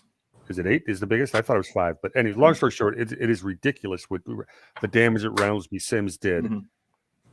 Doug and I came to with slightly different numbers on this, but if Reynolds v. Sims could be overturned, and I think I know how to do it, you would actually basically, and the 17th Amendment is repealed. Now you have a situation in California where they have to appoint, the state legislature has to appoint both U.S. senators. Well, you're going to have a Democratic House, a state legislature, and a Republican state Senate. So they are going to compromise, and you're probably going to get one senator, one Democrat, and one Republican to go to Washington, D.C. If you take that across the country, Doug said it was 76. My number is 73. But you'd pretty close. Pretty close. You'd have somewhere around 75 Republicans in the U.S. Senate, and that is a filibuster-proof majority. Do you think something's going to look a little different in our country? Maybe it would completely change the world. Yeah. Nice. Impeachment would become a thing, as it should be. Well, anyway. That's Reynolds v. Sims, and that's so hopefully, Conservative Cowboy, you understand. Doug, did I miss anything? Or no, I think you nailed it. Aside from the Article 1, Section 4. Article 4, Section 4, because I wanted to make sure everybody knew where to look. But yeah, no, you nailed it. one thing I can say in addition to is, when it comes to Supreme Court decisions, they can be overturned. They can be reversed. Dobbs showed that. And also there's a case, Gamble versus the United States, 2018 or 19. I want to say 2019, in which Clarence Thomas writes in his opinion that if something is egregiously unconstitutional, that it must be overturned or reversed. And so we not only have an example of a reversal, Dobbs being, Roe v. Wade, but also we have a Supreme Court justice, and probably and him and Alito kind of ties for my favorite on that court, saying, hey, and if it's unconstitutional, it needs to be overturned. So I don't care if the Warren Court created a quote unquote precedent, or it's a Supreme Court, and a Supreme Court, ruling. It can be and should be reversed. Yeah, and I think, well, if you look at what we've talked about tonight, overturning the 17th, overturning Reynolds v. Sims, overturning judicial review, all of these we have very good arguments, and we have the right court to do it, and we have cases in action. So there is hope out there that we can, people say we can't fix this country. I go, heck yeah, we can. And it's got to come from we the people moving these things, and the states standing up with state sovereignty. This is not a lost cause, despite the fact that we're surrounded by morons, idiots, and brainwashed dupes that have been through our educational system, et cetera. This is still fixable. So that's me on my soapbox for the night. Yeah, and I think Reynolds v. Sims, I think you're right. It's probably, if not the most important, which you consider the most important thing, and the first thing we need to do. If it's not the most, it's definitely in the top three. Yeah. I think we should tackle the 17th Amendment and Reynolds v. Sims almost simultaneously. But they really are the same thing. It's right. The topic. They overlap. If one goes down, the other one goes down. Yeah, you can't have one without the other. Right. But if we're able to do both of those, and like I said, I think your route through Utah is going to work on the 17th, and I'm planning on going on that trip up there with you. Okay. And if I'm right about how we can, I'll talk to George about this, whether he thinks I'm right about how we can file and have California challenge Reynolds v. Sims. Yeah, this is something that could be fast tracked. Right. It's a quick path to jurisprudence, if that's the right word, and it's the right Supreme. It's the right time and the right Supreme Court. If we're ever going to get these decisions done right, I think we got 5.5 votes in the bag. And the reason I say 5.5 is because Judge Roberts is so reliant on precedents. He's such an incrementalist. I'd almost want it to be 5-4 with him on the other side, so Thomas gets to write the opinion. I don't like Roberts' opinions. No. So even when he votes correctly, his opinions. Well, the thing is, here's something else that's interesting about that. On who the Chief Justice writing the opinion, or the primary opinion, is that's something that was put in place by John Marshall, because he was a tyrant. I mean, before that, each justice had their own opinion written, and they all were entitled and expected to give their opinion. Yeah, it's kind of interesting that from 4 years before Marshall, John Jay stepped down from the Supreme Court because they didn't have any power, and literally the next Chief Justice, or 3 years later, there was another Chief Justice in between. I forget who that was. We have Marshall steps in 1801, becomes the Chief Justice of the Supreme Court, and he sat there and tyrannically changed our way of government from the bench, with his gavel, for 35 years. Yeah, and that entire time he only got one decision correct, and that's because he was trying to protect his own slaves. That would have been Barron v. Baltimore in what was that, 1833? Well, and every once in a while he would iterate something that was correct. For example, in Marbury versus Madison, his comment that a law that is repugnant to the Constitution is not a law is accurate. It's everything that follows that statement. Yeah, that's exactly what you just quoted for Thomas. Mm-hmm. Yeah, if it's repugnant to the Constitution, it must be repealed. The question is, who has the power to repeal it? Right. And it's funny that we're saying, okay, we want to take these cases to the Supreme Court, and then when we get done and have them overturn themselves, and then when we get done, we want to take away their power to legislate from the bench in the first place. But and we could skip around all that with a convention of states, because that's the way it should. And everything we talk about with nullification, changes everything. We could start doing this stuff tomorrow. The federal government may have taken way more power than they were ever supposed to, but one state governor could stop that tomorrow, because the Constitution does give the states all the powers, and much of what the federal government does is unconstitutional. And we'd love to have that conversation. We'd love to have it. So Tracy says, "Save California. I can't afford to live here, and I can't afford to leave." Amen. Yeah, I hear that one. Maybe you can't afford to stay. Look at it that way. Yeah, it's well, thing is, California is so expensive that if you do move away, it's a one-way trip for most people. I heard that if you try to move away, that they fine you or something. Or they haven't done that, but they've tried to pass that law, I think twice now, where there's an exit tax. They want to tax you if you leave. They've tried to do that twice, but it didn't ever have any legs. So here's an interesting factoid. Back around 2015 and 2016, I was pretty sure I was just going to sell my business, move to the Caribbean, and scuba dive the rest of my life away because this country was lost. And then I got injured, spent 9 months in a wheelchair, and some orange guy came down the escalator and changed the course of American history. So now I'm here and in the fight. I'm not going to leave. But one of the things I found out when I was going to go expat was that America is the only country in the world where they basically give you an excise tax as your capital leaves the country. Everywhere else in the world, let's say you live in England and you want to move to the Cayman Islands, your money comes with you. There's no excise tax. In America, they can take up to 40% of your wealth as you leave. If you change your citizenship, they will take a bunch of your money. So there's all kinds of ways. You got to get your money out first, then you go, and then they could try to claw it back. And Obama passed a bunch of laws that made it easier for them to claw it back. But it's important that capital. It's bad that the United States does this, and I want to introduce a concept. It's called tax competition. If a government becomes too intrusive and overtaxes you, your money, your capital needs to be able to go to more friendly governments. This is a check on the federal government becoming too intrusive in your business. The fact that we let our government do this, it's tyrannical, and we need to end that.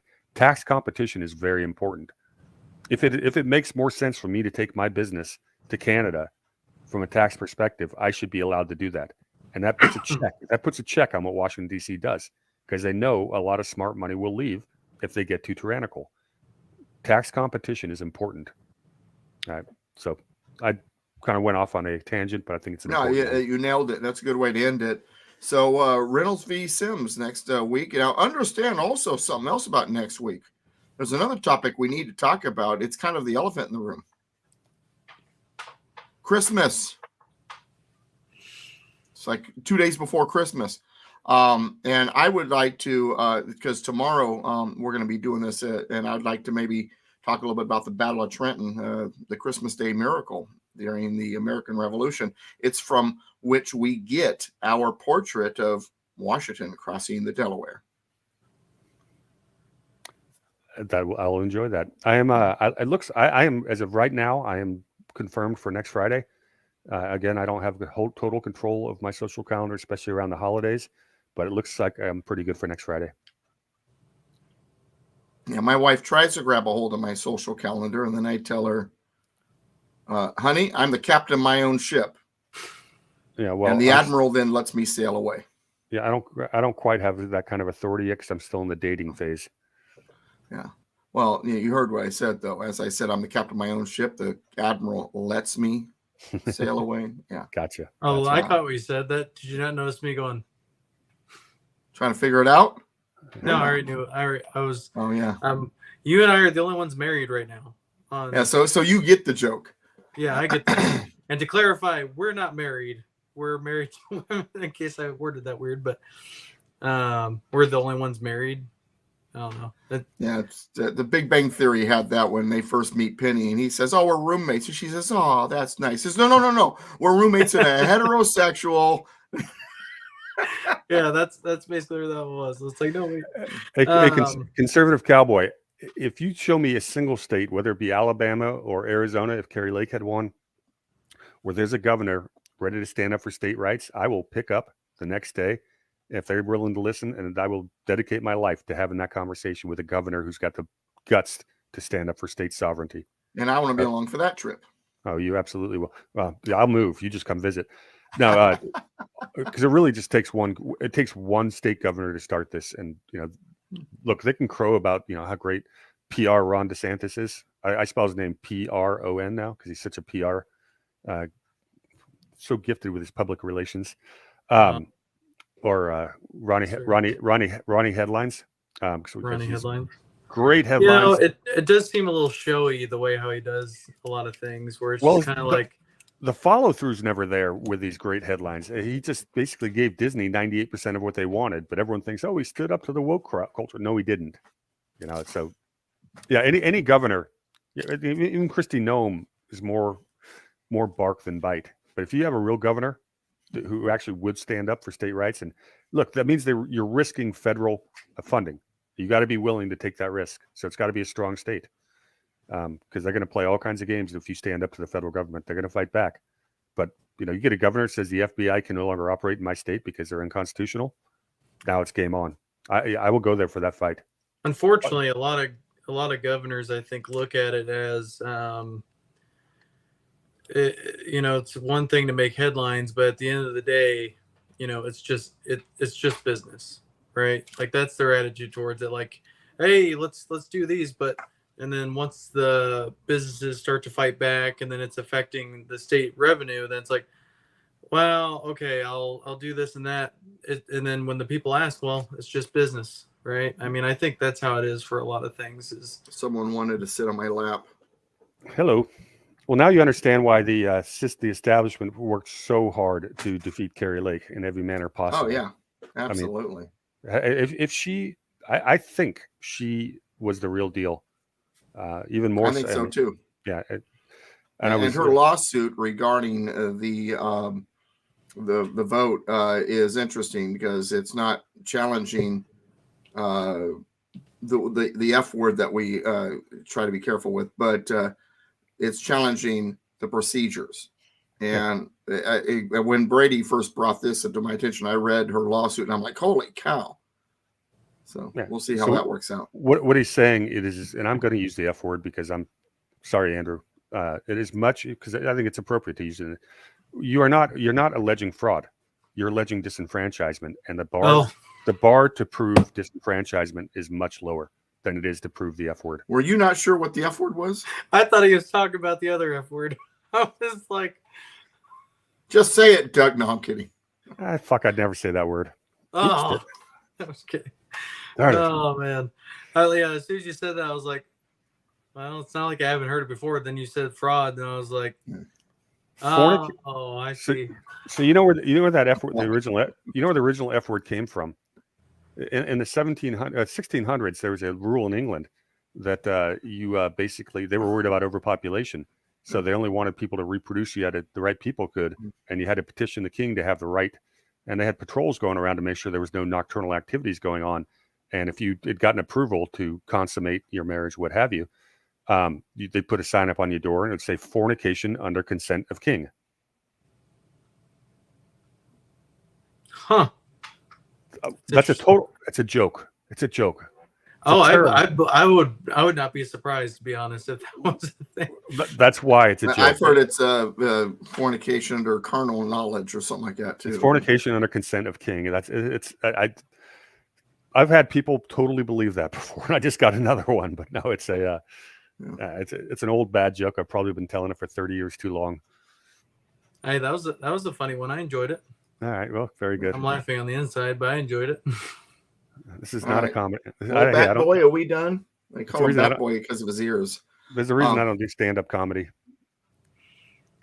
I have a white floof in my lap. Yeah, this is Petey. I have 2 dogs. The other one's too fat to get in my lap, but this one likes to jump on my lap. But he knows that Grandma, my wife, doesn't like doggies on laps or furniture. So if she were to walk in right now and open the door, he would jump off my lap in an instant. Because he wouldn't want Grandma to know he was on my lap. Scatter, yeah. Yeah, my dog's jumped into a few shows. He'll do it again. I keep him locked out for this one. But anyway, so we went 2 hours here almost. Yeah. We're just short of 2 hours. Not complaining.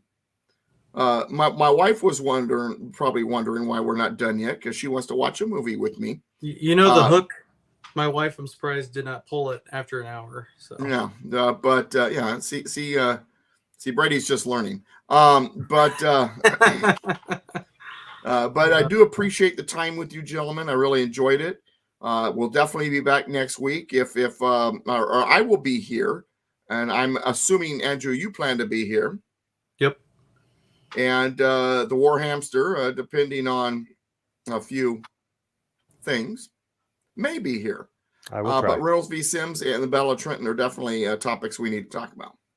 Now, before we let go, I want to sound smart on something for once. Anyway, on the didgeridoo, it was from Australia, so I was right. Didgeridoo. Now, I've not heard that word before, so yes, you do have one up on me. What does it mean? Well, no, the didgeridoo is the instrument that was in the song. Oh, that wow, the music. Wow. Yeah, and it's Okay. actually. I never knew the name of that. I actually know what you're talking about now, Andrew. Now that you brought it back, I have heard of this before. So yeah, good job. You do sound smart. See, the sound smart was not you.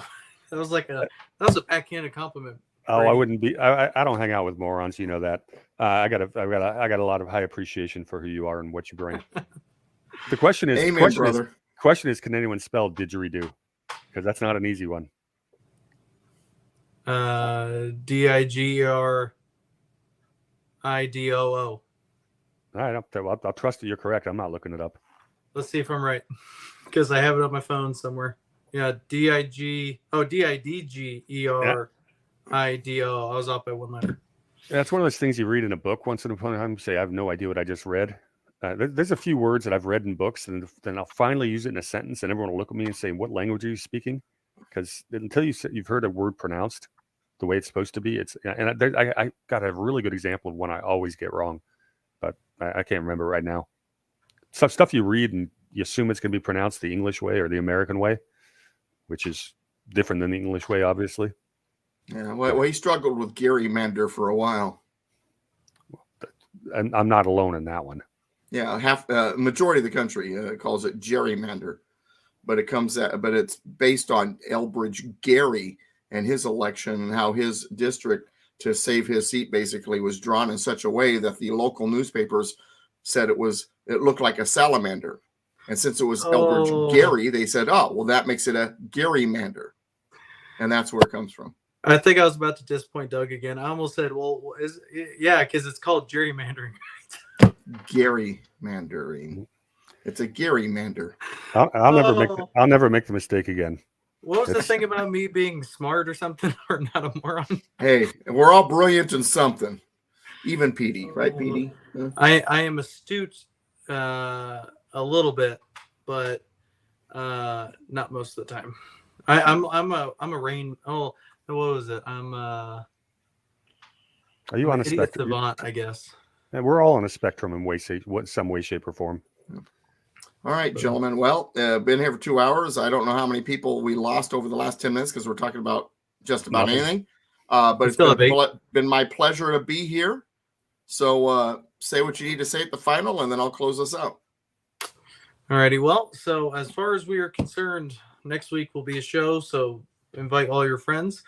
You can find me on obviously YouTube, Instagram, or Twitter under the Citizen 1776.